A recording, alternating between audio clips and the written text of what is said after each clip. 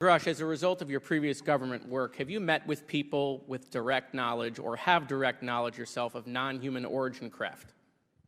Yes, I personally interviewed those individuals. Mr. Grusch, as a result of your previous government work, have you met with people with direct knowledge or have direct knowledge yourself about ATs, advanced technologies that the U.S. government has? Based on conventional advanced tech, I was briefed to the preponderance of the Defense Department's both space and aerospace compartmented programs, yeah. Do you have knowledge or do you have reason to believe that there are programs in the advanced tech space that are unsanctioned? Yes, I do. Okay. Yeah. And when you say that they're above congressional oversight, what do you mean? Complicated question. So there's, some, I would call it abuse here. So congressional oversight of conventional special access programs, so I'll use Title 10, so DOD as an example, right? So 10 U.S. Code Section 119 discusses congressional oversight of SAPs, discusses the DepSecDef's ability to waive congressional reporting. However, the Gang of Eight is at least supposed to be notified if a waived or waive bigoted unacknowledged SAP is created, and that's public law. Well, so that how does, I don't want to cut you off, but how does a program like that get funded? I will give you generalities. I can get very specific in a closed session, but misappropriation of funds and does that mean self-fund. Does that mean that there is money in the budget that is said to go to a program, but it doesn't, and it goes to something else? Yes, I have specific knowledge of that. Yep. Do you think U.S. corporations are overcharging for certain tech they're selling to the U.S. government, and that additional money is going to programs? Correct, through something called IRAD. Okay. Satellite imagery.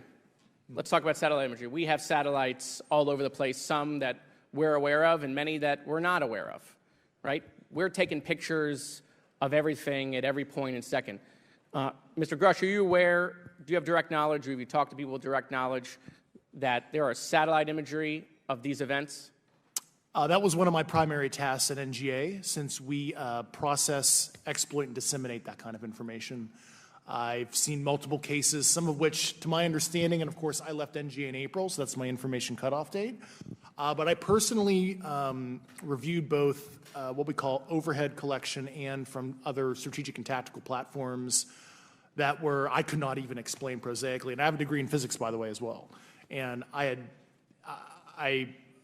am aware that you guys have not seen these reports, unfortunately. And I don't know why. Do you have direct knowledge, or you had spoken to people with direct knowledge that this imagery applies to crash sites, crash imagery? I can't discuss that in an open session. Okay. Do you have any information that the U.S. government is involved in a disinformation campaign to deny the existence of certain UAPs?